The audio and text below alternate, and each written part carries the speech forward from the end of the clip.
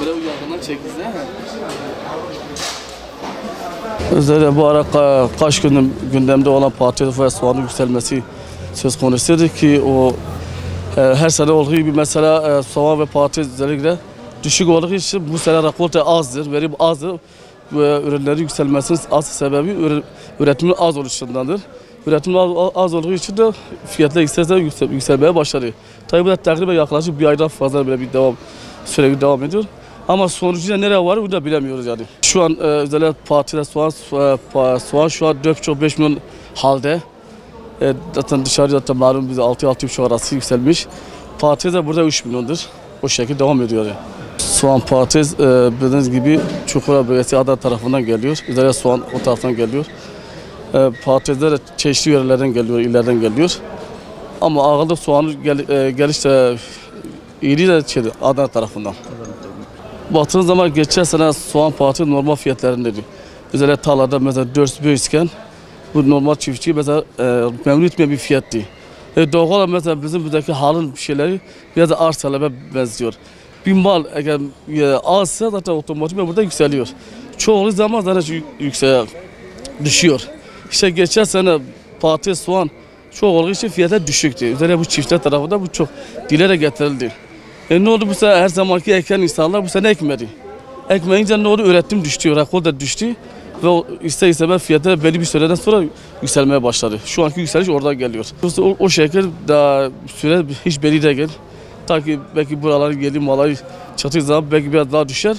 Ama genel düşmeyi tahmin edemiyoruz. Bir haftadan beri bu böylece günde 500 bin, 600 bin, 700 bin lira üstüne geliyor. Şimdiki soğan fiyatı 4 milyon 750 bin, patates 2 milyon 800 bin. Bunun sebebini etmek istersense bu seneki yerindeki tonaj az. Mesela bir dönemde atıyorsa 10 ton, bu sene atıyor 3 ton. Yağışların çoğu olmasından dolayıdır. Süremeye neden olur, tonaj az verir. Bir 15-20 gün sürer. Şimdi domates de yüksek, domatesin de sebebi Adana'da tarlalarda hava sıcaklığından poyraz vurdu, yaktı. Birçoğu ürün çöpe gitti yani. Mesela 10 ton maldan 2 ton falan çıktı. O yüzden de domates pahalı oldu. Biber de pahalıdır, havuç pahalıdır. Havuç 5 milyon. Ben 42 senedir haldayım, ben böyle bir fiyat görmedim. İlk defa böyle bir fiyat görüyorum bu sezon.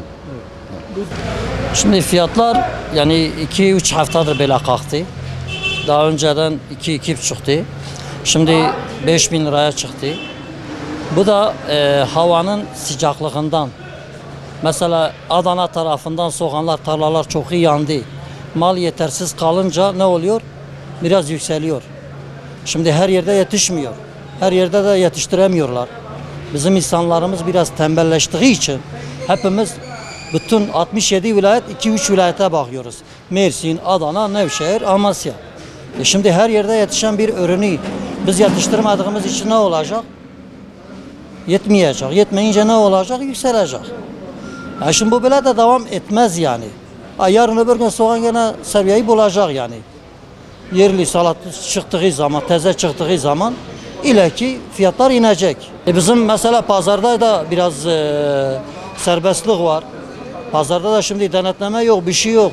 Adam gidiyor pazardan mesela gidiyor tarladan alıyor 1000 liraya getiriyor pazara sokuyor 4000 lira. Kimse bunu kontrol etmiyor. Kimse buna bakmıyor.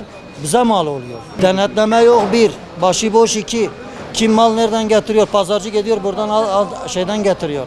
Dışarıdan getiriyor direkt pazara sokuyor. Ne bir vergisi vardır, ne bir şeysi vardır. Biz burada vergi veriyoruz. Biz burada her şeyi devlete veriyoruz. Bütün vergilerimiz, her şeyimizi devlete veriyoruz. Ama o pazarcı ne veriyor? Sen o pazarcıyı serbest bırakmışsın, bizi burada kafese koymuşsun.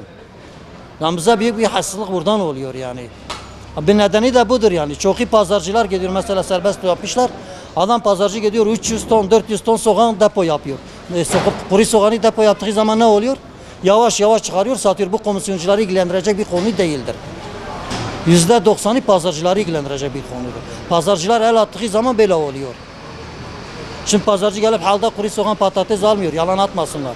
Çoğu dışarıdandır, barlarından doludur satıyorlar yani.